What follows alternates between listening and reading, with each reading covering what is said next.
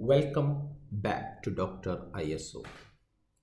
Today we are going to see ISO 19011-2018. This is a guideline for auditing management systems.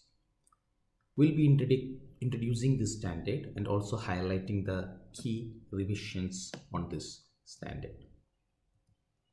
Let's see what guidance does this standard provide. It provides the guidance on management system audits, how management systems can be audited. The standard is clearly giving the relevant guideline. Now, it also talks about or it also provides a guideline on the auditing principles. As all of you know that management system audits are very organized and very reputable task. So there are some principles established to make it clear and organized. It provides a guidance on audit program management. Now, how do you plan the audit? How do you assign the task? How do you organize the audit? It provides the relevant guideline. Then audit conduct. How you as a team leader or as an auditor perform the audit. What are the good practices in this? The standards provides the relevant guideline. Then comes the most important element, which is the competence management of the personnel who are involved in the audits. Who are involved in this audit? Someone who manages the audit, the auditors, and the audit team. So the standard provides what type of competence are required. As you all know, competence is a combination of education, training, skills, and experience. So the standard provides the relevant guideline on this. Now, where this standard can be applicable? This can be applicable in a small scale industry, medium, or a large scale industry. So it does not matter what is the complexity or scope of the organization. This standard can be applied in any of these sized organizations. This standard can be used for internal or external audits. This can be used for first party, second party, or third party audits. First party is an audit within the organization. Second party is an audit which is done by an entity on another entity where they have a relationship. And third party is an audit where an independent organization does the audit on an organization. A good example of first party could be internal audit, second party can be a supplier audit, and third party can be a certification audit.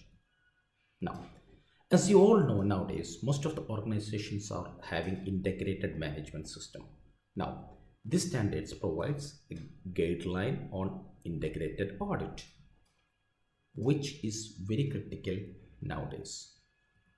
Now, if you look into the history, this standard was initially issued in 2002, then it was revised in 2011.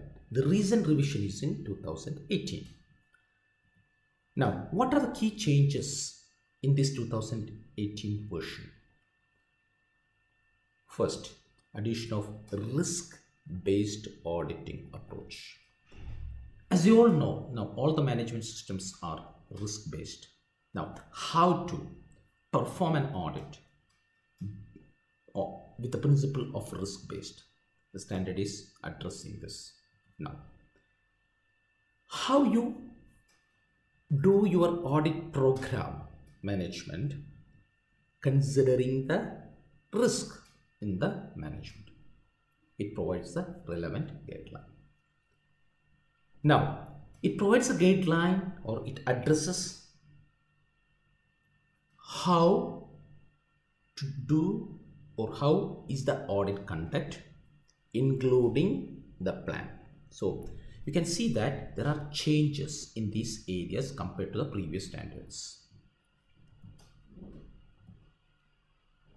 Now it is talking about, or it is showing some changes in the generic competence requirements for the auditors. As you know that audit requirements have changed. It has become risk-based. So what type of change or what type of competence the auditors need, it is addressed in this. Of course, there is a change or adjustment in the terminology of process. It is addressed in this new standard. Now, it has removed the annex where competence requirements for each specific standard was addressed in the old version.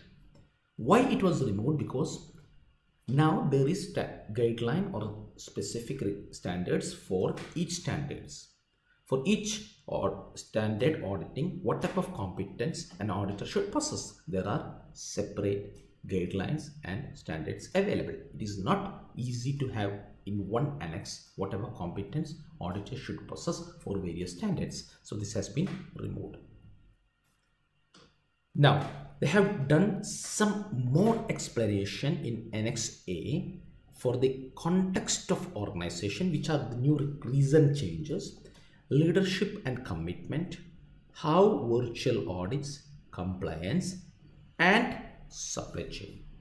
So these are the key changes what happened to the 19011.